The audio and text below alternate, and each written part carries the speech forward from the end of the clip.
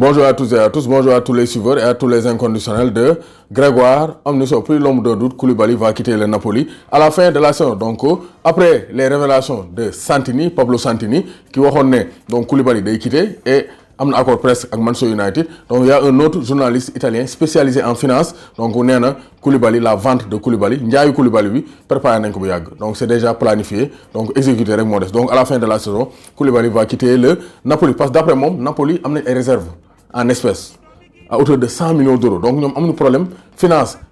Préparer la situation de Kalidou Koulibaly. Parce que nous avons Kostas Manolas. Nous avons aussi donc, Amir Rahmani, lañ jëlé Hellas Vérone, mais aussi Marash Kumbula. Donc Koulibaly fera un énorme gain. Donc bu ñu jaay Koulibaly day nekk bénéfice ñu dugal ko ci kees yi gën a dooleel le capital du club de donc Aurelio De Laurentiis. Donc Koulibaly va quitter le Napoli. Donc selon le journaliste Marco Bellinazzo, donc moo ko wax Koulibaly donc ventam c'est déjà acté. Donc Mame Birame Diouf moom Koulibaly day dem mais Mame Birame day toog. Donc Mame Birame devait rester durant ce mercato hivernal à Stoke City. Donc c'est ce qui découle donc des informations des médias anglais. Donc gis nañu aussi Istanbul Başakşehir, Cheikhou Dieng enchaîne un 5e prêt. Arrivé à Istanbul donc Başakşehir donc fële ca Turquie depuis 2016, Cheikhou Dieng n'en finit plus d'enchaîner les prêts. Donc Cheikhou Dieng c'est un joueur de 26 ans donc un Sénégalais de 26 ans mais moom mënul toog benn place, il a la bougeotte. Si na benn club mais chaque année dañ koy aale di ko aale. Donc 5e prêt lay enchaîné dem na fële ca Autriche donc avec Wolfsberger.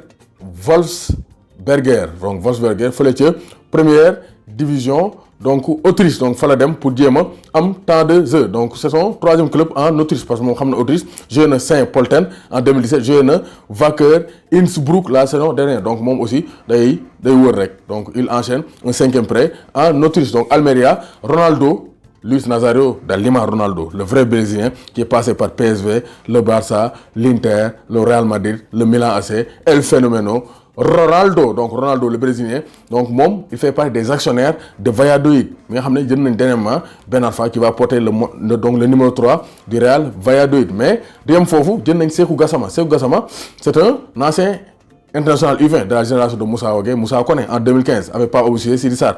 Moom Almeria la newoon mais donc il ne fait plus les affaires d'Almeria. Nous allons ko fële que donc il s'est engagé pour les 4 prochaines saisons. Donc c'est un transfert définitif. Fële que Real Valladolid. Donc Ronaldo recrute un Sénégalais après avoir recruté Hatem Ben Arfa. Donc Wagué en seconde option à Nice. Donc gis nañ ne Wagué ba léegi fan lay dem kenn xamu ko mais en tout cas piste Nice bi moo gën a crédible parce que donc d'après les informations donc Wagué pourrait donc filer en France donc sous forme de prêt comme ça dina am temps de jeu comme ça doon Barça bu ñu ko bëggee récupérer ko bu ñu ko bëggee jaay définitivement ñu jaay ko. Donc gis nañ ne aussi Fernand Coly wax na sur l'échec face au Togo en 2005 parce que 2005 Togo fii la ñëw éliminé ñu pour les éliminatoires de la Coupe du Monde 2006 en Allemagne parce que dañoo dem Togo ñu doon 3-1 ñu ñëw fii nul 2-2. Coly nee na la vraie raison c'est que c'était juste des exploits individuels. Ku ne da ngaa bëggoon def donc exploit individuel. Joueurs yi ku ne da doon xëcc booram y avait pas un esprit collectif. Un ressort s'était cassé en équipe nationale du Sénégal. Nee na ku ne da ngaa bëggoon nekk vedette bi. Nee na génération ñoom Sadio Mané ñoo leen gën a modeste. Cette génération est plus humble que la nôtre parce que ñoom y avait des grosses têtes ku ne di tirer sa côté ne maay star bi.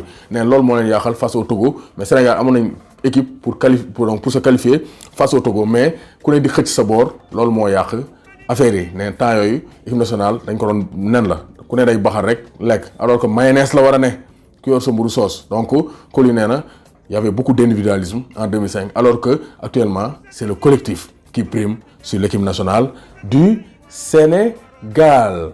doomu Gaynde Njaay warul tiit warul ragal.